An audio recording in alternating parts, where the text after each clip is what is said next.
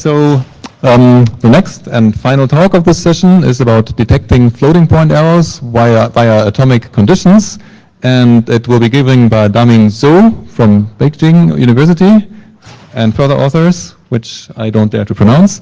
Please go ahead.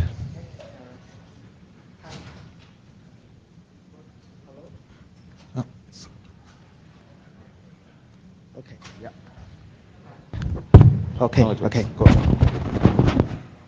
Okay, thank you, Peter, for introducing me, and thanks for everyone for coming. And I'm Daming Zhou from Peking University. Today, I'm glad to be here to present our recent work, detecting floating point errors by atomic conditions. So let's start. Before the detailed introduction, I would like to introduce our highlight results first. And DEMC was proposed last year for detecting floating point errors, and it costs about 8 hours for analyzing 49 functions from GNU Scientific Library. And our tool, Atom, can analyze the same benchmark in just 21 seconds, which is more than 1,000 times faster, where we detect 40% more floating point errors.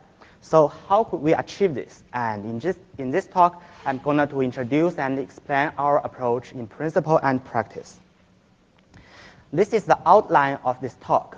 In the first section, I'm going to introduce the background of floating point errors and how existing approaches detect them. Since floating point use limited precision to represent unlimited real numbers, there are always floating point errors. And for most cases, the floating point error is relatively small and can be accepted. However, for some of the inputs, they may trigger significant floating point errors. And we can consider this very simple function example. And we know that when x approaches to 0, the limit of this function is 0.5. And we can implement this function to a program, just like the example on the bottom left. This is a Python example, and it will use double precision types by default. And the interesting part is, when we try a very small input, like 10 to the minus 7, the result of this program becomes significantly inaccurate. The accurate result, the oracle, should be a value that's very near to 0.5, and the actual result of this program only contains 3 valid digits. And we use this example to show that floating point error exists even in very simple programs. And to detect such floating point errors, we can formulate the problem into this, given a floating point program, and our goal is to find an input that triggers significant errors. And for existing approaches, they treat the floating point program as a black box and heavily depend on the oracle. Like the figures on the right side, for an input, they calculate the oracle result, they calculate the floating point result, and by comparing these two results, they can know how much the error on this input. And they repeat this procedure to find the input that triggers largest floating point errors. Since the oracle is only conceptual, they use high precision program to simulate the oracle.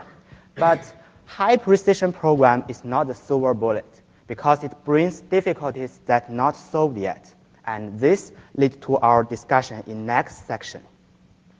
And in this section, I'm going to introduce why oracles are hard to obtain and what are difficulties for high precision types.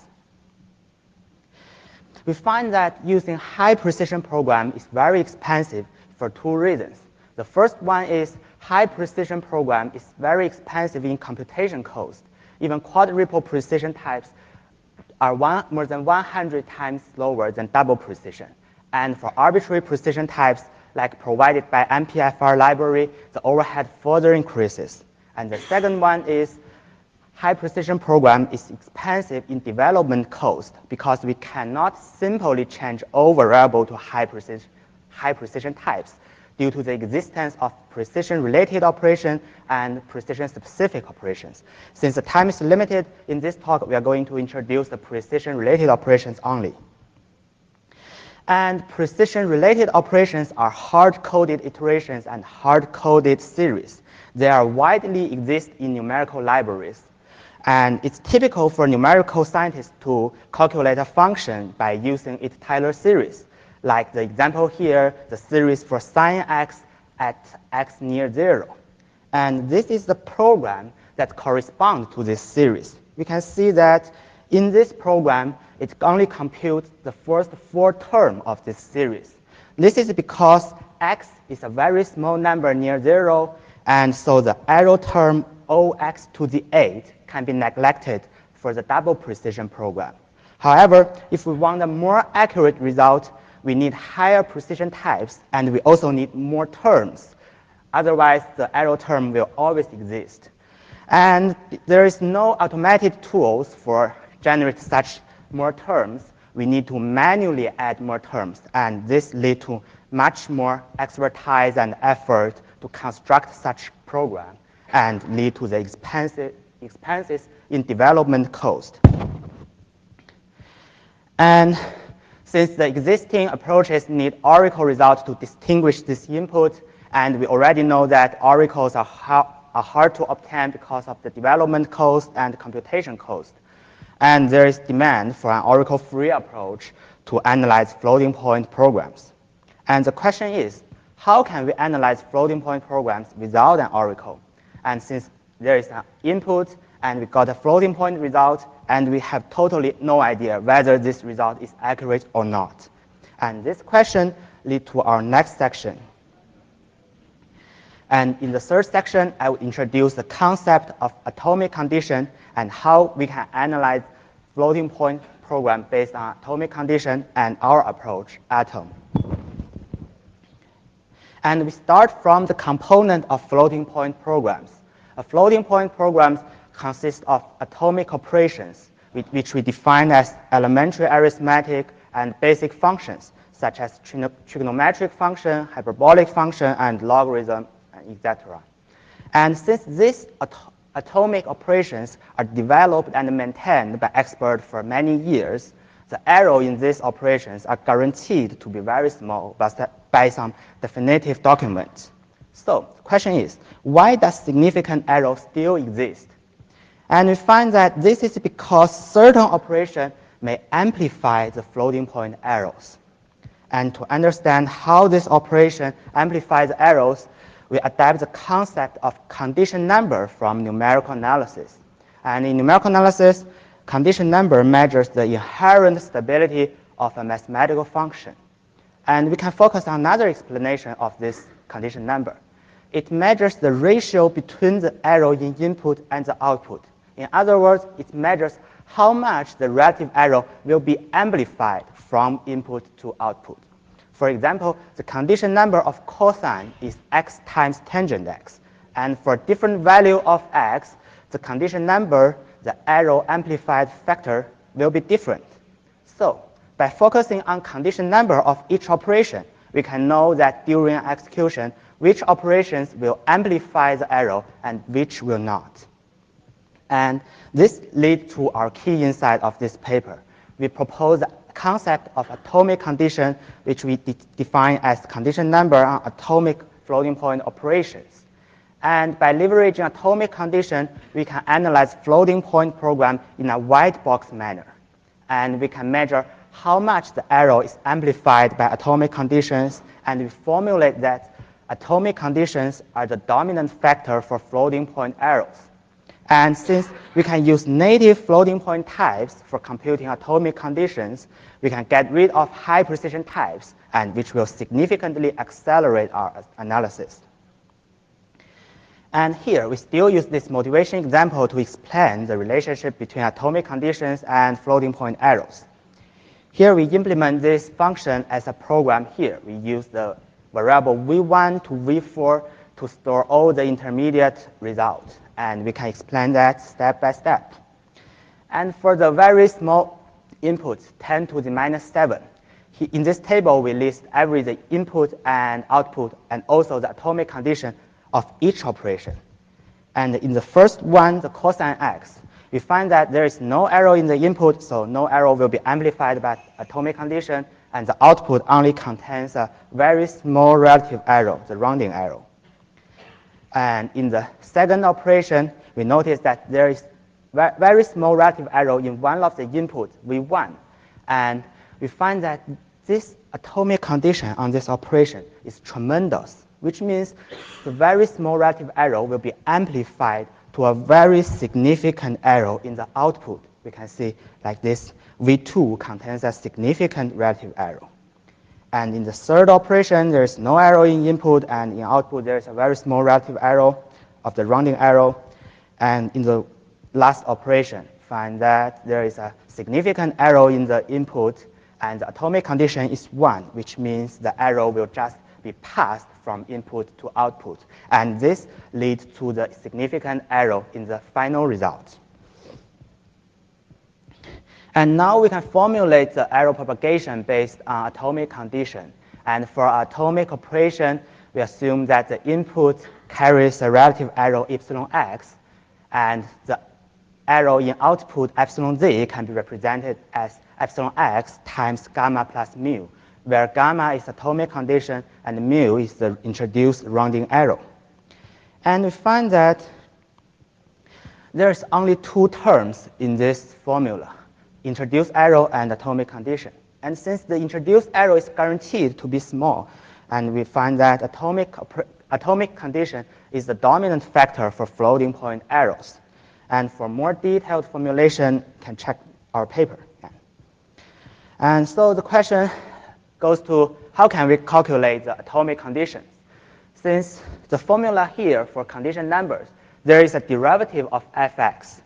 And calculate derivative for program is mostly like a very difficult problem. But since we're focusing on atomic operations here, we are lucky because we know that derivative of these operations, we directly know their mathematical expressions. So we can use the pre-calculated formulae to calculate atomic conditions. And by analyzing the formula of each atomic condition, we can sort these operations into 2 categories.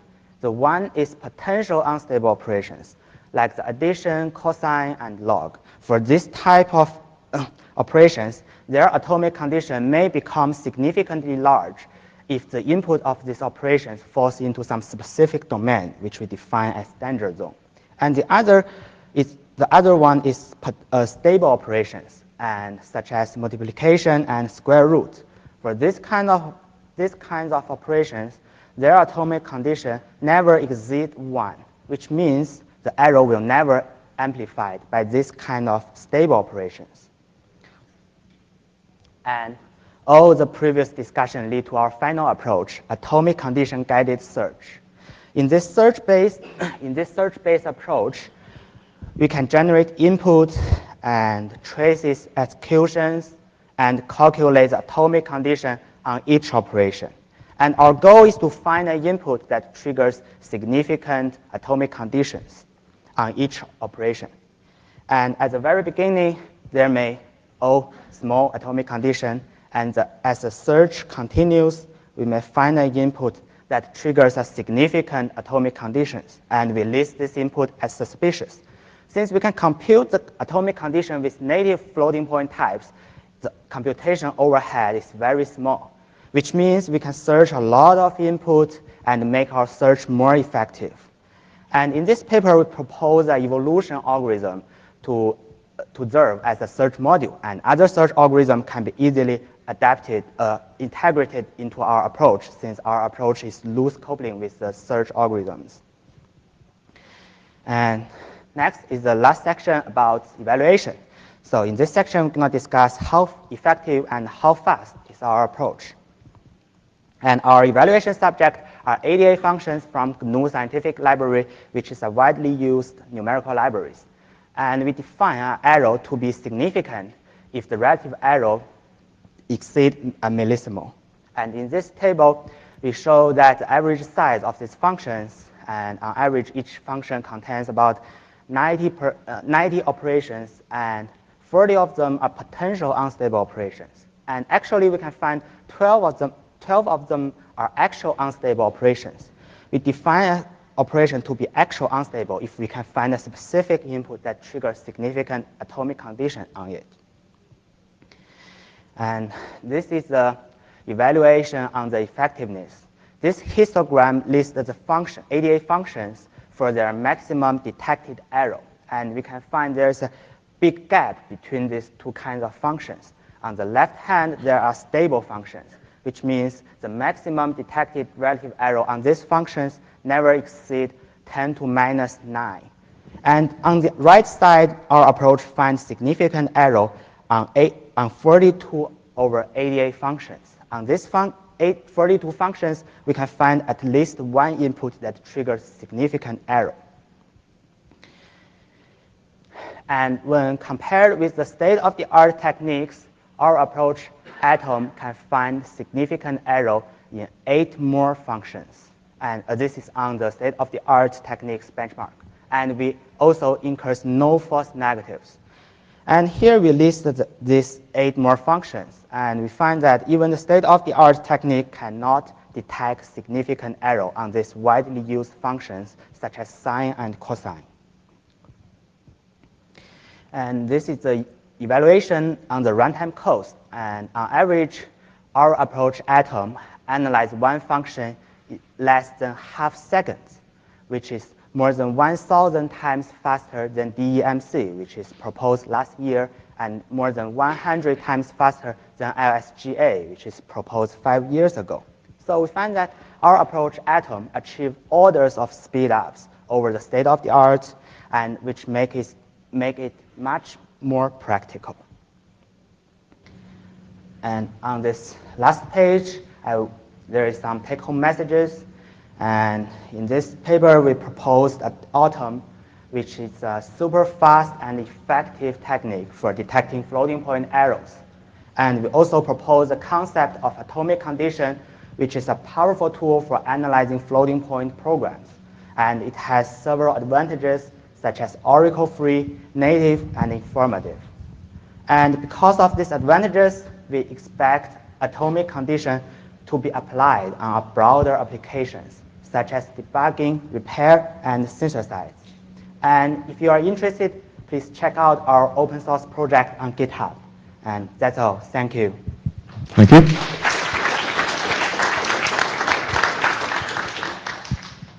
So are there questions? I see one here.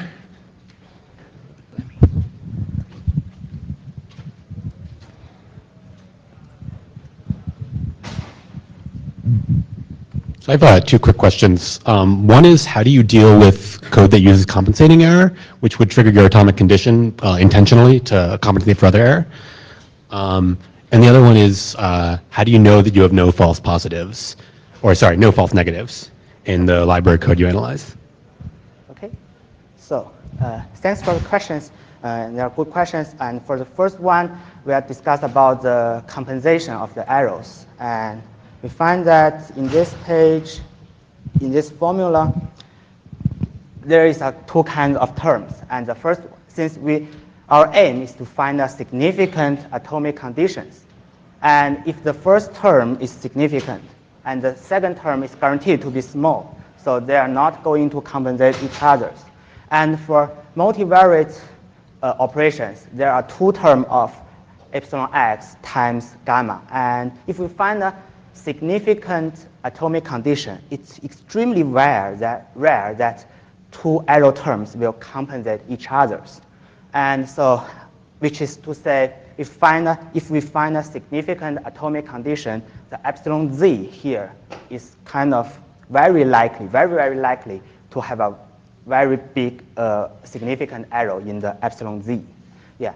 And for the second question, you ask about the false negatives. Yeah, we cannot prove that there is no false negatives, but we have conducted intensively experiment, like running our approach like 1,000 times with more than 1,000 times iterations, and we find the result remains the same. The stable functions are still stable. We cannot find any more errors on these stable functions. Yeah.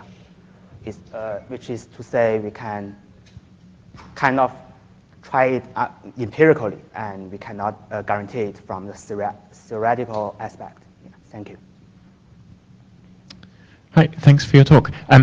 How did you settle on the maximum relative error being 1 in, I think you said 1 in 1,000 when you were doing your evaluation? It seems that the tolerable error might depend on your application. So, yeah, could you comment on that?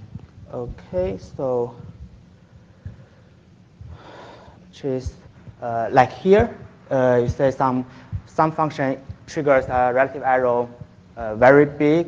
This is because since the formula for calculating relative arrow is the arrow divided by the accurate result. If the accurate result is the value of accurate result is very near 0, the relative arrow may become very significant. Okay.